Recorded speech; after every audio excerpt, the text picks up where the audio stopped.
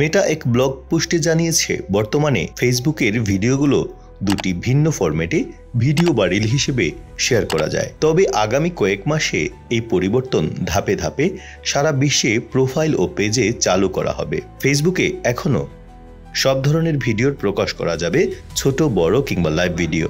এই পরিবর্তনের মাধ্যমে আমরা রিল তৈরি, শেয়ার ও আবিষ্কার করাকে আরো সহজ করতে চাই। এই পরিবর্তনের পেছনে মেটার প্রধান নির্বাহী কর্মকর্তা মার্ক জাকারবার্গের সাম্প্রতিক মন্তব্যের প্রতিফলন দেখা যায়।